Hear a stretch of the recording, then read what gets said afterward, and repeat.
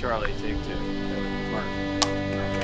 For me, it was an honor, a privilege to make this book, 12 Years a Slave, into a film. Fantastic. It read like a very sort of dark fairy tale in a way, but it's an absolutely true story. If justice had been done, I never would have been here. At the time, I thought to myself, this is like the Anne Frank book of America. Days ago, I was with my family, in my home.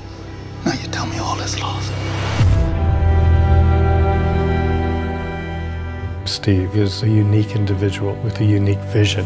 The whole scene's been about him from time one. He comes from the world of art, where there are no limitations. It's all about truth and bravery. He comes into feature filmmaking with none of the conventions and none of the restrictions that a lot of filmmakers feel imposed upon them.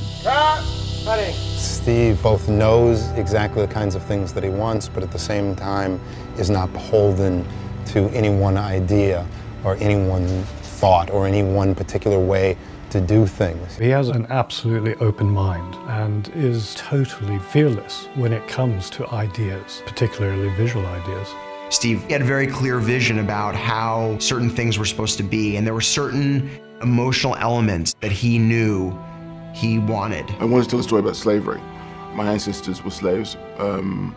They're from the Caribbean, and I wanted to find an interesting angle into the narrative. I like the idea of it starting with someone who is a free man, dragged into slavery via kidnapping. My name is Solomon North. I'm a free man. He has such faith in the narrative and the characters and in human behavior, and such faith in the fireworks that just come out of real life. There's an authenticity to that which is fantastic, and I think it not only informs the cinematography but also the actors as well. Just looking at the dailies, every frame you're just like, you can't believe it. The shots that Steve puts together with Sean, it really is like a painting. Steve McQueen is such an incredible artist.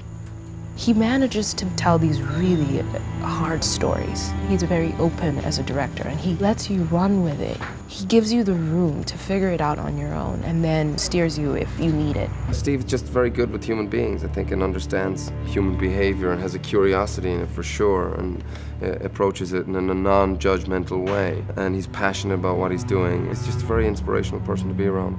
What you enjoy in an audience, you enjoy as an actor as well, because there's a real purity of purpose between the performance space and the cameras. It really brings you into the moment, and that's what Steve's trying to capture. And often he allows things to breathe. It doesn't mean to say that it's ever slow, because it's not. There's a tension which is very, very carefully managed, and there are many examples where a shot is held long, and I believe it just gives the audience time to really feel things. I think shooting it that way, pointing out the complicity of the people around the situation, he charges you with complicity as well. Bear witness, for real. He doesn't want you to forget him. Working with somebody that I admire so hugely was a treat. The whole thing has just felt like a kind of projected fantasy, like I dreamed that I worked with Steve and made this film.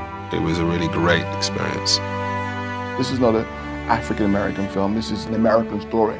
And slavery is a part of the history of America. Well, I was a free man. I'm not a slave. I don't want to survive. I want to live.